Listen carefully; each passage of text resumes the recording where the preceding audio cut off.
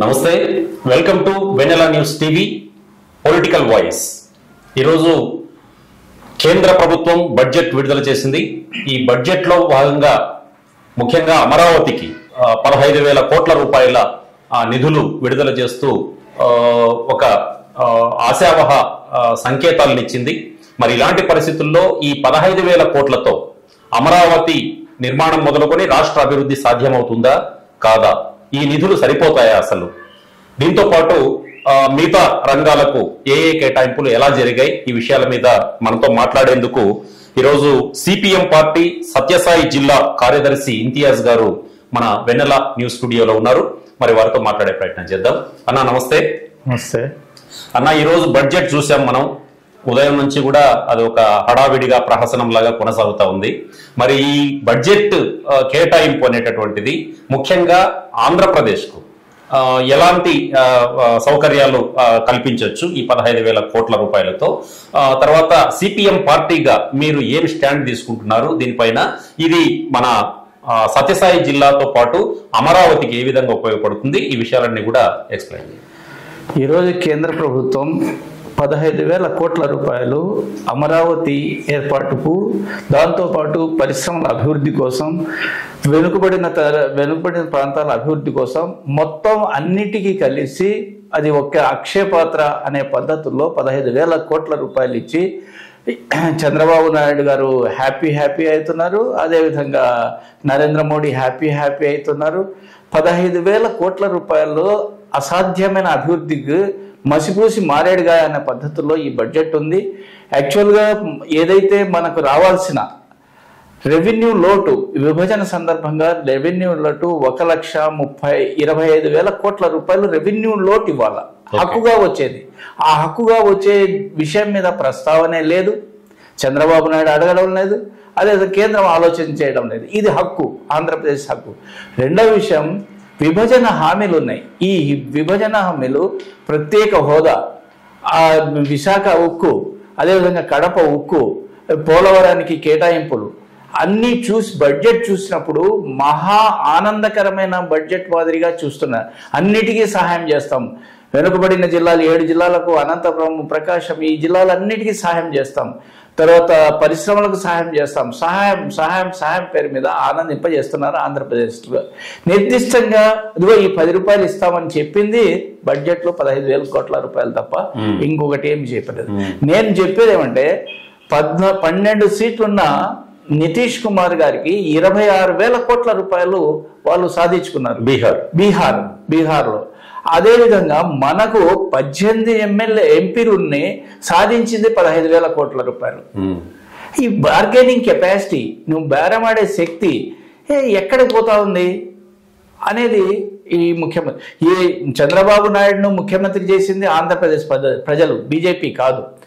ఇదే సందర్భంలో వైసీపీ కూడా ఈ బడ్జెట్ అన్యాయము అని చెప్పేసే పరిస్థితులు లేదు. వైసీపీకి కూడా రాజ్యసభలో ఇప్పుడు చట్టం పాస్ చేయాలంటే వైసీపీ అంకె కలపకుండా చట్టాలు పాస్ కావు. సమానంగా ఇద్దరు ఉన్నారు, కానీ ఇద్దరు పోరాటంలో నాణ్యత లేదు. ఆ రకంగా బలహీనంగా ఉన్నారు. కాబట్టి మరొక మారు మళ్ళా బడ్జెట్లో ఈ జరిగిన అన్యాయాన్ని ప్రశ్నించాలా. ఆ రూపంలో మా రాష్ట్ర కమిటీ నిన్ననే మా శ్రీనివాసరావు గారు చెప్పినారు, బడ్జెట్ కేటాయింపులో ఇద్దరు కలిసి చేస్తేనే ఇది సాధ్యమవుతుందని చెప్పినారు. ఈ రకమైన అన్యాయం జరిగింది. అదే సందర్భంలో విభజన హామీల సందర్భంలో సత్యసాయి జిల్లాలో పుట్టపర్తిలో విమాన విడిభాగాల కర్మాగారాన్ని ఏర్పాటు చేస్తామన్నారు. అది కూడా నేతి బీరకాయలో నెయ్యి మాదిరిగా తయారవుతుంది. ఇంతవరకు దాని ఉలుకు లేదు, పలుకు లేదు. నీళ్ళకు సంబంధించి హంద్రీ నీవాకు సంబంధించిన అప్పట్లో 2,000 కోట్ల రూపాయలు కేటాయించింటే జరిగిపోయేది. కానీ ఇప్పుడు దాని వ్యయం 5,000 కోట్ల రూపాయలకు వచ్చింది. మరి 5,000 కోట్ల రూపాయలు ఇస్తే రాయలసీమలో అత్యంత వెనుకబడిన ప్రాంతంలో. అదేవిధంగా పుట్టపర్తికి సంబంధించి నీళ్లు రావాలంటే ఎత్తిపోతల పథకమే శరణ్యం తప్ప వేరేవాడు.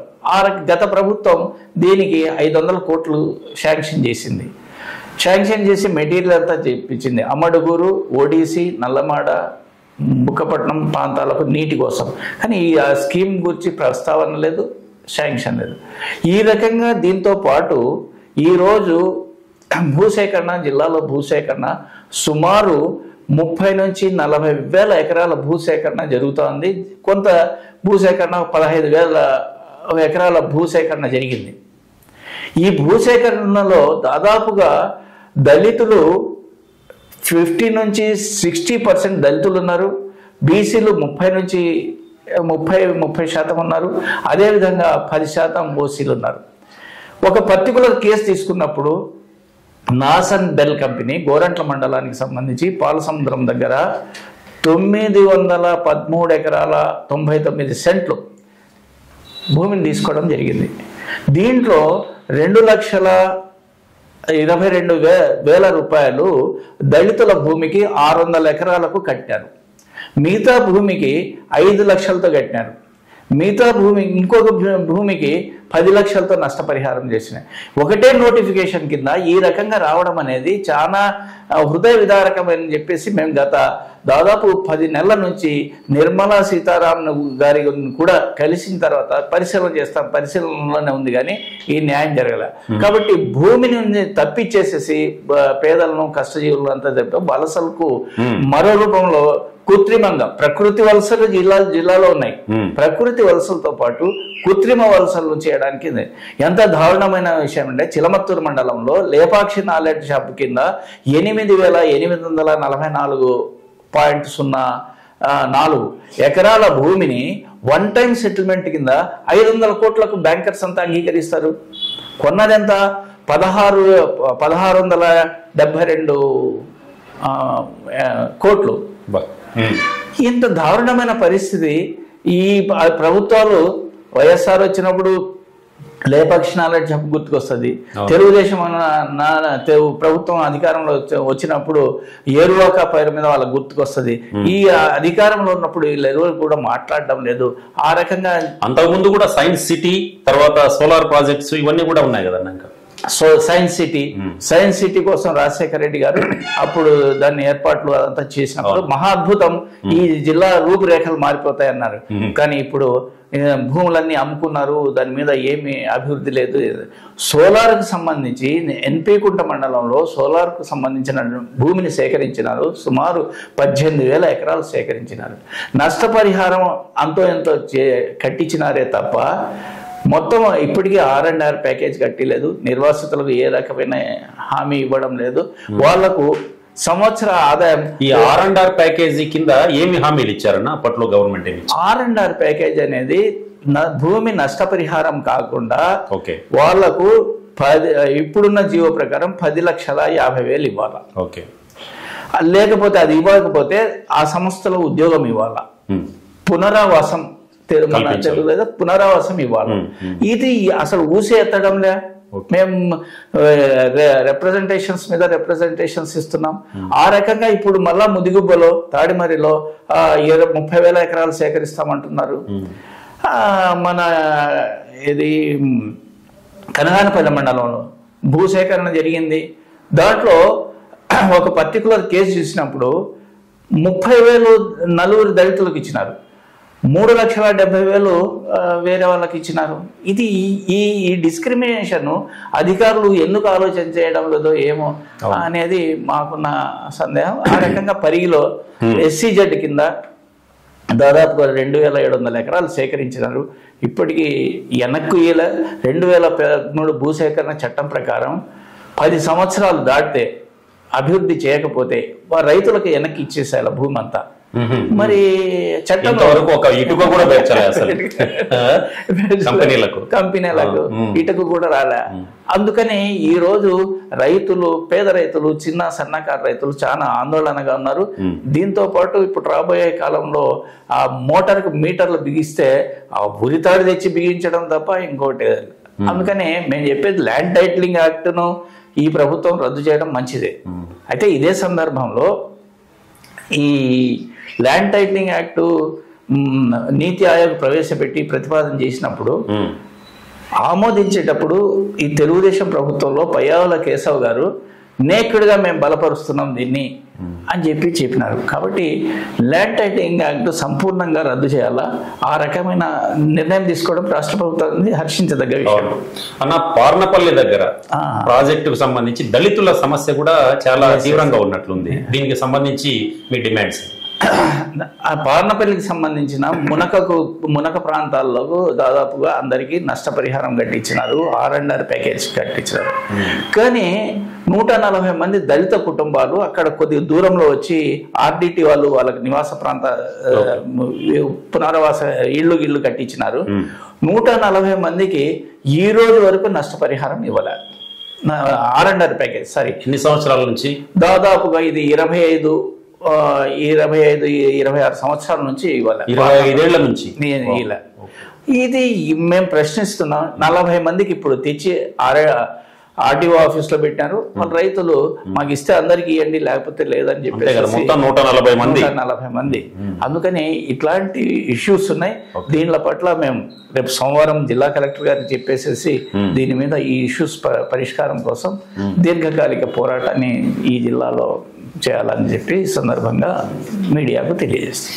తర్వాత ఈరోజు ఈ కేంద్ర ప్రభుత్వం ఇచ్చినటువంటి బడ్జెట్ కు సంబంధించి జిల్లాకు ఏదైనా కానీ అలాంటిది ఏమన్నా అంటే ఎంతవరకు ఉపయోగపడుతుంది అనే అంశం మీద మీ వాయిస్ ఏంటి? జిల్లాకు వాళ్ళు చెప్పిందంటే అనంతపూర్ జిల్లా ఓవరాల్ గా చెప్పారు, అమరావతి అంతే సహాయం చేస్తామని. ఈ పదం తప్ప కూడా ఇవ్వలే అసలు. బడ్జెట్ లో కేటాయిస్తే అది హక్కుగా మారుతుంది. సహాయం అనే పదానికి అది ఆక్షేపధరాబాదిగా ఉంటది. సహాయం అనే పదానికి అర్థం లేదు. అన్న, మీ పరిశీలనలో ఇప్పటిదాకా సత్యసాయి సూపర్ స్పెషాలిటీ హాస్పిటల్ ఇక్కడ బాబా గారు ట్రస్ట్ గారు ఆధ్వర్యంలో నడుస్తోంది. ఓకే, అంతవరకు బాగుంది. కానీ ప్రభుత్వ పరంగా ప్రభుత్వం ఏర్పాటు చేయాల్సినటువంటి హాస్పిటల్స్ కానీ, తర్వాత ఆర్టీసీ బస్సులు కానీ, బస్ స్టాండ్స్ కానీ, తర్వాత అండర్ గ్రౌండ్ డ్రైనేజీ కానీ, ఈ విషయాలన్నీ కూడా చాలా సమస్యలు ఉన్నాయి. వాటిపైన మీ డిమాండ్స్ ఏంటి?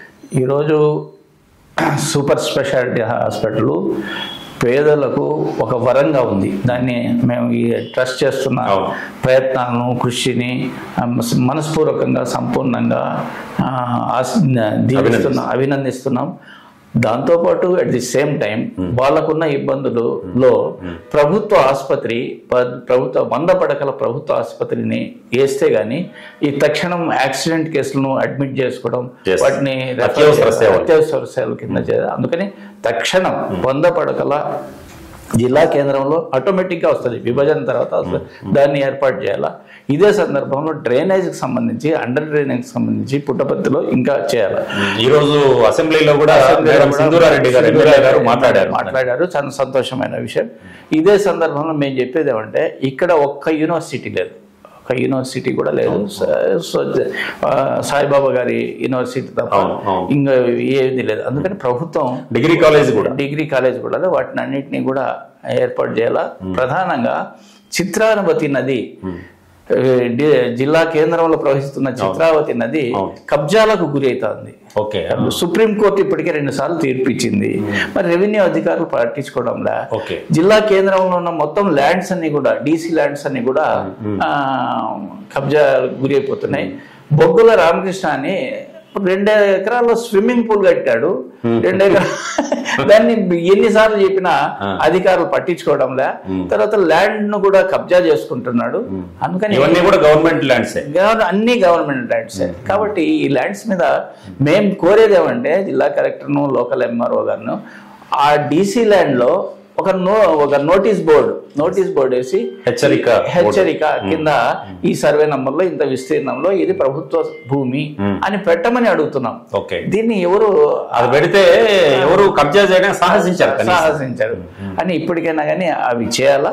ఆ రకంగా ప్రభుత్వ భూమిని కాపాడడంలో మా వంతు ప్రయత్నంగా మేము రేపు సోమవారం నుంచి సింబాలిక్ గానైనా ఫీల్డ్ లో పోయి నోటీస్ బోర్డు పెట్టేసి వస్తాం. అన్న, ఫైనల్ గా చెప్పండి, ఇప్పుడు ఈ అసెంబ్లీ సెషన్స్ ఓవైపు నడుస్తున్నాయి. తర్వాత ఇక్కడ కూడా మన ఎంపీలందరూ కూడా చాలా మంది మన ఏపీకి ప్రత్యేక హోదా రావాలని డిమాండ్ చేయాల్సింది పోయి టీడీపీ కూటమి ఎంపీలేమో సైలెంట్ గా ఉన్న పరిస్థితి ఉంది. ఇంకోవైపు మీరు అన్నట్లుగా వైసీపీ వాళ్ళు కూడా అంటి ముట్టనట్లుగా ఏదో చేసినట్లుగా వాళ్ళు ఏదో డిమాండ్ చేస్తున్నారు. మరి అసలు మనకి ఏపీకి ప్రత్యేక హోదా రావడానికి మన వాళ్ళు చేస్తున్న కృషి ఏంటి, అసలు మీరేమంటారు? అంటే ముఖ్యమంత్రి గారు ప్రయత్నాలు చూస్తున్నప్పుడు ప్రత్యేక హోదా కంటే ప్రత్యేక ప్యాకేజే మంచిదన్న పద్ధతుల్లో ఆయన ప్రయత్నాలు ఇవి కూడా ఉంటున్నాయి. అందులో భాగంగానే 15,000 కోట్లు ఇచ్చారు. ప్రత్యేక హోదా మీద ముఖ్యమంత్రి గారికి ఇంట్రెస్ట్ కనిపించడం, ఎందుకంటే వాళ్ళ వాక్యాలు అడగడం కానీ దాంట్లో కానీ అంత లేదు. అందుకని మేము చెప్పేది ప్రత్యేక హోదా అనేది హక్కు. మీ డిమాండ్ ప్రధానంగా ప్రత్యేక హోదా అనేది హక్కు కింద తీసుకోవడం అనేది మనకు లాభం. ప్రత్యేక ప్యాకేజ్ అనేది అది తాత్కాలికం బోనస్ లాంటిది. కాబట్టి మన హక్కులు సాధించుకోవాలనేది ఈ సందర్భంగా మేము చెప్తున్నాం. అందుకని ఖచ్చితంగా ఈ విభజన హామీలు ఏవైతే ఉన్నాయో ఈ విభజన హామీలను ఈ సందర్భంగా, ఎందుకంటే కేంద్ర ప్రభుత్వం చాలా వీక్గా ఉంది, మనం సపోర్ట్ చంద్రబాబు నాయుడు సపోర్టు అవసరమని ఆయనకు 2 కాళ్ళు ఇరిగిపోయినాయి. నరేంద్ర మోడీ గారికి 2 కాళ్ళ కింద సంకల కింద ఈ బెల్ట్లు పెట్టి నడుస్తున్నాడు ఆ సంకల కింద. నితీష్ కుమార్ ఎన్డీఏ అంటే నితీష్ కుమార్ చంద్రబాబు నాయుడు గారి అలియన్స్ అది 2 సపోర్ట్ గా నడుస్తున్నాయి. ఈ దశలో ఇప్పుడు సాధించుకోకుండా భవిష్యత్తులో మనం సాధించలేం. లాస్ట్ టైం జగన్ గారు సీఎం గా ఉన్నప్పుడు చాలా వరకు ప్రత్యేక హోదా అంశం కూడా ఆయన కూడా విస్మరించినట్లే కదా. అంటే ఇప్పుడు నేనేమంటున్నానంటే ఇప్పుడు 15,000 కోట్ల విడుదల చేయడం అనేది గతంలో కూడా లేదు, అసలు రాలేదు.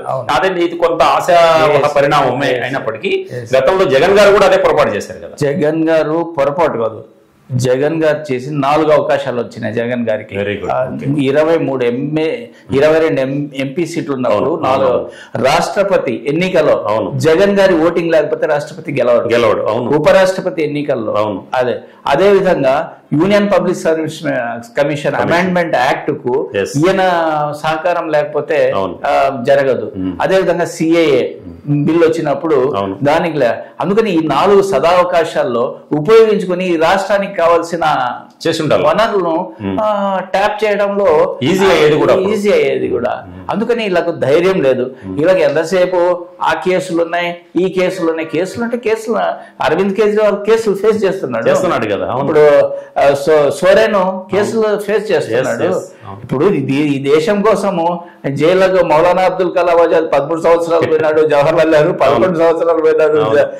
మన మహాత్మా గాంధీ గారు ఈ త్యాగాలతో ఈ దేశానికి ప్రజలకు హక్కులు ఇచ్చినారు. మరి వీళ్ళు మా కోసం మా కేసులకు భయపడి మీ కేసులు మీ ప్రజల కోసం ఏం కాదు, ప్రజల కోసం చేసినే కాదు. గతంలో నాయకులు ప్రజల కోసం జైలుకు పోయారు, ప్రజల కోసం. ఇప్పుడు వీళ్ళు అందుకనే వీళ్ళు ఆలోచించాలా, రాజకీయాలే ప్రజల అభివృద్ధికి ముందు తీసుకుపోతాయి. కాబట్టి రాజకీయాలను అందుకని అరిస్టాటిల్ ఒక విషయం చెప్తాడు, political science is the master science of all sciences అని చెప్తాడు. అందుకని ఆ రకంగా వాళ్ళు ఈ బాగా చదువుకున్న ఆయనకి ఎన్నెన్నో బుక్కులు చదివినాడు అంటాడు పవన్ కళ్యాణ్. గుట్టలు చదివినాడు. ఆ గుట్టల బుక్కుల్లో నుంచి ఇవన్నీ తీసి చాలా ఆ రకంగా వీళ్ళు ఇప్పుడే అధికారం వచ్చింది కదా, చూద్దాం వెయిట్ చూడాలా. వీళ్ళు కూడా ఆ రకంగా చేయాలని చెప్పేసి మేము సిపిఎం గా ఆశిస్తున్నాం. రైట్, ఇది ఇంతియాజ్ గారి వాయిస్. ఎందుకంటే ఇప్పుడు సత్యసాయి జిల్లా అనగానే కొత్తగా ఏర్పడినటువంటి జిల్లా ఒకటి, తర్వాత ఇది దాదాపుగా ఈ నిరుద్యోగం కానీ లేదంటే ఉపాధి లేనటువంటి పరిస్థితి చాలా వరకు చూస్తున్నాం. బెంగళూరు వంటి నగరాలకు ఇక్కడ నుంచి వలస వెళ్ళిపోతున్నారు. వాళ్ళందరినీ కూడా తిరిగి స్థానికంగానే వాళ్ళందరికీ ఉద్యోగాలు కల్పించడంతో పాటు ఇక్కడ పరిశ్రమలు ఏర్పాటు చేయడం మొదలుకొని ప్రభుత్వం ఇచ్చేటటువంటి కేంద్ర రాష్ట్ర ప్రభుత్వాలు చేసేటటువంటి సహాయం అనుకోవచ్చు, లేదంటే వాళ్ళ బాధ్యత అనుకోవచ్చు. ఇక్కడ తప్పకుండా కొన్ని పరిశ్రమలు అయితే ఏర్పాటు చేయాల్సిన అవసరం అయితే ఉంది. ఖచ్చితంగా ఇక్కడ జరుగుతున్నటువంటి ల్యాండ్ మాఫియాని అరికట్టి ప్రభుత్వ భూముల్ని ఖచ్చితంగా అధికారులు ప్రభుత్వం పరిరక్షించాల్సిందే అని చెప్పి ఆయన చెప్తున్నారు. ఇందుకోసం తమ పోరాటాలు కొనసాగిస్తున్నా, గతంలో కూడా ముందు భవిష్యత్తులో కూడా తప్పకుండా మా పోరాటాలు కొనసాగుతాయని చెప్తున్నారు. రైతులకు, ముఖ్యంగా దళితులకు, రైతులకు ఇవ్వాల్సినటువంటి నష్టపరిహారం ఏదైతే ఉందో, R&R ప్యాకేజ్ ఏదైతే ఉందో తప్పకుండా దాన్ని అమలు చేయాల్సిందే అని చెప్పి ఇంతియాజ్ గారు డిమాండ్ చేస్తున్నారు. అన్న చాలా థ్యాంక్ యూ, మీరు మా ఆ స్టూడియోకి వచ్చి మీ వాయిస్ వినిపించినందుకు ఈరోజు ఇది ఇవాల్టి పొలిటికల్ వాయిస్. వచ్చే వారం మళ్ళీ మరో మంచి గెస్ట్ తో కలుద్దాం. నమస్తే.